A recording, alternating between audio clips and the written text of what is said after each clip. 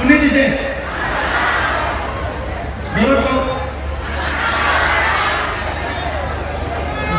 তোমালোকক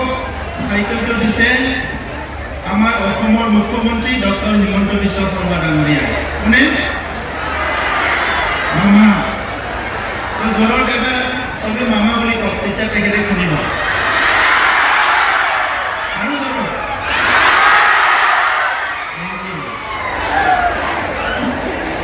আমি সকলো ইয়াৰ পৰা তোমালোকৰ মামাই চাইকেল দিছে মামাক চবে ধন্যবাদ দিব লাগিব আজিৰ এই সভাত উপস্থিত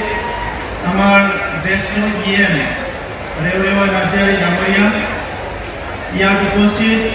আমাৰ কোকৰাঝাৰৰ বিধায়ক পূব সমষ্টিৰ লৰেন্স ইছলাৰী ডাঙৰীয়া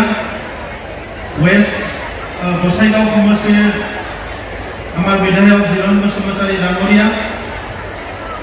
কোকৰাঝাৰৰ ডিপুটি কমিশনাৰ ডাঙৰীয়া আমাৰ BTCৰ এডুকেশ্যন ডাইৰেক্টৰ ব্ৰহ্ম ডাঙৰীয়া ইয়াত উপস্থিত শিক্ষা বিষয়াসকল শিক্ষাগুৰুসকল মৰমৰ ছাত্ৰ ছাত্ৰীসকল আৰু আজিৰ এই সভাত উপস্থিত আমাৰ কোকৰাঝাৰৰ সাংবাদিকসকল প্ৰথমতে মই আজি এই সভাৰ জৰিয়তে আমাৰ অসমৰ মুখ্যমন্ত্ৰী ডক্টৰ হিমন্ত বিশ্ব শৰ্মা ডাঙৰীয়াক ধন্যবাদ জনাইছোঁ যে সমগ্ৰ অসমৰ আজি যিখিনি আমাৰ ক্লাছ 9ৰ ছাত্ৰ ছাত্ৰী আছে এই ছাত্ৰ ছাত্ৰীসকলক চাইকেল বিতৰণ কৰা এটা কাৰ্যসূচী লৈছে বিশেষভাৱে আমাৰ গ্ৰাম্য অঞ্চলত অলপ দূৰৰ পৰা স্কুললৈ আহিব লাগে তো ছাত্ৰ ছাত্ৰীৰ বহুত কষ্ট হয় আৰু সেইকাৰণে আমাৰ ছাত্ৰ ছাত্ৰীসকলে যাতে সময়মতে স্কুলত আহিব পাৰে আৰু সময়মতে যাব পাৰে ইয়াৰ সুবিধাৰ কাৰণে চাইকেল দিয়া হৈছে আৰু সেই চাইকেলে আমাৰ ছাত্ৰ ছাত্ৰীসকলৰ শিক্ষাৰ জীৱনত টাইম মেনেজমেণ্টটো